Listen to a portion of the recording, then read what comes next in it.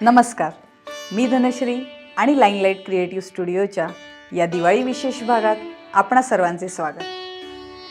अगदी रस्त्याने जाता जाता किंवा अंगणात फेरफटका मारत असताना तुळस नजरेस पडली तर पटकन आई आठवते. आई रोज सकाळी स्नान झाल्यानंतर तुळशीला पाणी घालत मायेने तिला कुरवाळत असते. तिला मनोभावे प्रार्थना करत असते.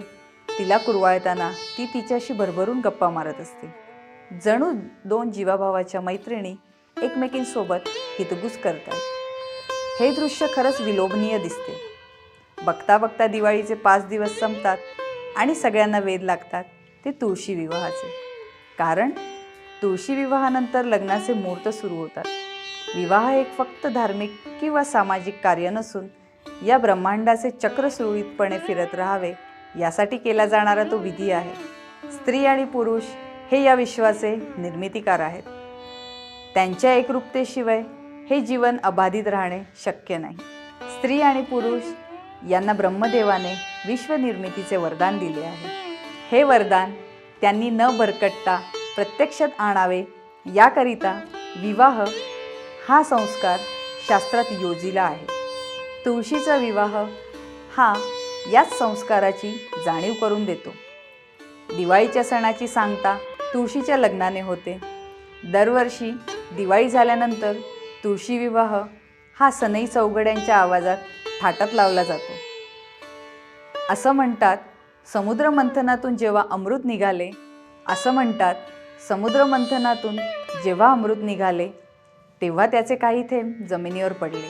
त्यापासून तुळस या वनस्पतीचा जन्म झाला. कार्तिक शुद्ध एकादशी म्हणजे प्रबोधिनी एकादशी होय. याच एकादशीला देव उठणी एकादशी असे देखील संबोधले जाते. कारण या दिवशी श्री विष्णू 4 महिन्यांच्या निद्रावस्थेतून जागे होतात आणि चातुर्मास संपतो. विष्णूंच्या या जागृतीचा जो उत्सव करतात त्याला प्रबोधन उत्सव असे म्हणतात. देव जागी झाल्यामुळे सर्वत्र उत्सवाचे वातावरण असते. म्हणूनच प्रबोधिनी एकादशी आणि तुळशी विवाह हे दोन्ही उत्सव एकरूपतेने साजरा करण्याची परंपरा आहे. कार्तिकी एकादशीनंतर पौर्णिमेपर्यंत कोणत्याही दिवशी तुळशी विवाह करण्याची परंपरा प्रचलित आहे. तुळशीचे बाळकृष्णाबरोबर किंवा शालिग्रामरूपी विष्णूबरोबर लग्न लावून देण्याची परंपरा घराघरात आहे. तुळशी विवाहाची एक कथा पुराणात सांगितलेली आहे. जालंधर असुराची पत्नी वृंदा अतिशय पतिव्रता होती. या गोष्टीची पार्श्वभूमी म्हणजे भगवान शिवांना एकदा खूप क्रोध आला होता. नंतर तो शांतही झाला, परंतु हा क्रोध इतका भयंकर होता की त्यांनी तो क्रोध समुद्रात फेकला. त्यापासून जालंधर नामक असुर जन्माला आला. त्याची पत्नी वृंदा पतिव्रता होती, त्यामुळेच तो कधीही पराजित होत नसे. त्याने एकदा वैकुंठावरच आक्रमण केले. तेव्हा श्री विष्णू आणि त्याचे युद्ध सुरू असताना श्री लक्ष्मी देवी तिथे आल्या आणि म्हणाल्या, तू समुद्रापासून जन्माला आला आहेस. याचा अर्थ असा की तू आणि मी भाऊ बहीण आहोत. जालंधरला ते पटले. मग तो कैलासावर श्री महादेव यांच्याशी युद्ध करायला गेला. तेव्हा श्री विष्णू सृष्टीच्या कल्याणाकरिता जालंधरचा केवळ वेश घेऊन वृंदाकडे गेले. तिने श्री विष्णूंना पतीप्रमाणे वागणूक दिली आणि तिचे पातिव्रत्य नष्ट झाले.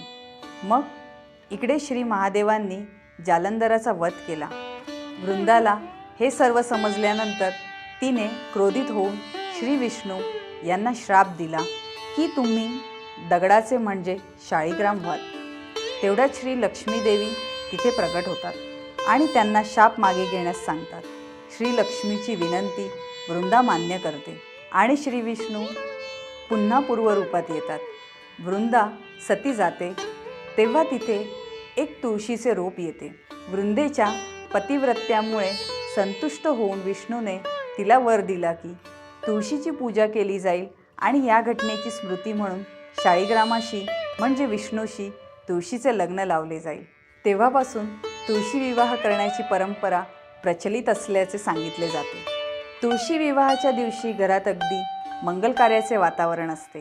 लेकीच्या कन्यादानाची फलप्राप्ती तुळशीच्या कन्यादानातून मिळत असते। या दिवशी तुळशीच्या लग्नाच्या अक्षदा वाटल्या जातात। तुळशीला अगदी नवरीसारखं देखणं रूप दिलं जातं।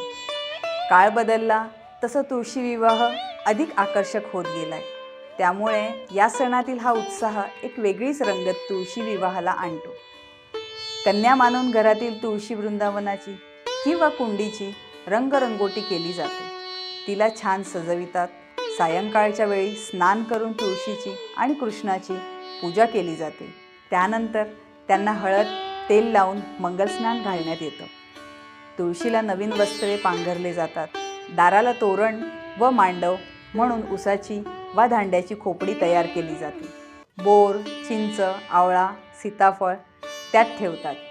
तुळशीला हे फळ अर्पण करताना बोर भाजी आवळा, कृष्णदेव सावळा असं म्हणण्याची रीत आहे। तुळशीची सौभाग्य अलंकारांनी आरास केली जाते। मुहूर्तानुसार बाळकृष्ण व तुळस या दोघांमध्ये अंतरपाट धरून मंगलाष्टके म्हणून त्यांचा विवाह लावला जातो। त्यानंतर तुळशीचे कन्यादान केले जाते आणि आरती केली जाते। घरातील उपवर कन्येस श्रीकृष्णासारखा आदर्श वर मिळावा असा त्यामागील हेतू आहे। या दिवशी प्रसाद म्हणून श्रीकृष्णाचे सगळे आवडते पदार्थ म्हणजेच दही पोहे, तिळाचे लाडू, हरभऱ्याच्या डाळीची हुसळ, अनारसे असतात। तुळस ही भारतीय संस्कृतीत आई मानली जाते। तुळस ही अनेक गुणधर्मांनी युक्त अशी आयुर्वेदिक वनस्पती आहे। दिसायला अगदी छोटे रोपटे असले तरी तुळशीला भारतीय संस्कृतीत आणि आयुर्वेदात अत्युच्च महत्त्व आहे। तुळस ही अशी एकमात्र वनस्पती आहे जी रात्री ऑक्सिजन बाहेर सोडते आणि वातावरणातला कार्बन डायऑक्साईड शोषून घेते।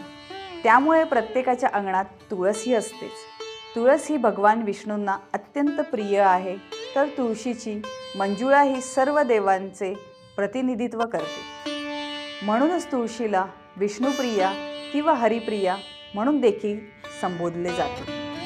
तुळशीचा अर्क हा बऱ्याच आजारांवर रामबाण उपाय असून तुळशीला रोज पाणी घातल्याने तिचा सहवास लाभतो आणि ही कृती आरोग्यास उपकारक मानली जाते। वारीला जाणाऱ्या वारकऱ्यांच्या दिंडीतही तुळशी वृंदावन असते। त्यामागे कारणही हेच आहे की सतत चालत राहण्यासाठी वारकऱ्यांना सदैव तुळशीरूपी ऊर्जा मिळत राहो।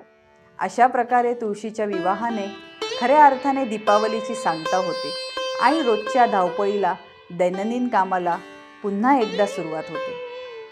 खरंच हे सण म्हणजे धावपळीच्या युगात संस्कृतीपासून, आपल्या प्रेमाच्या माणसांपासून दुरावलेल्या मनांसाठी भाग्याचे ठरतात। 5 दिवस का होईना मनुष्याच्या या जगात माणुसकीचे दिवे लागताना दिसतात। म्हणूनच आपल्या प्राचीनतेचं वैभव असणारे आपले सण समारंभ याची जपणूक करा। पुढच्या पिढीपर्यंत ते त्यांच्या मर्मासहित पोहोचवा, म्हणजे शतकानुशतके चालत आलेली ही परंपरा पुढची कित्येक शतके अखंडितपणे तेवत राहील। शेवटी आपली भारतीय संस्कृती हे आपल्या जगण्याचं वैभव आहे। म्हणूनच आपल्या असण्याला पूर्णत्व आहे हे ब्रीदवाक्य काळजावर कोरून ठेवा। दीपावलीचा हा सण आज संपत असला तरी आपल्या आयुष्यात सदैव दिवाळी राहो, आपल्याला कुठल्याच गोष्टीची कमतरता न भासो अशी लाईनलाईट क्रिएटिव्ह स्टुडिओतर्फे ईश्वरचरणी प्रार्थना।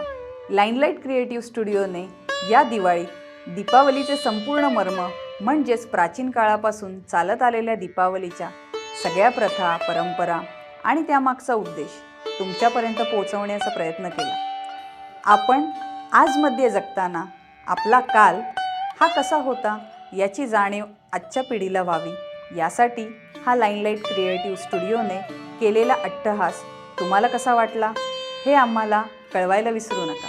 तुमचा अभिप्राय आमच्यासाठी गुरुवद्य आहे आणि अशाच वेगळ्या माहितीसाठी लाईनलाईट क्रिएटिव्ह स्टुडिओच्या यूट्यूब चॅनलला सबस्क्राईब करायला विसरू नका।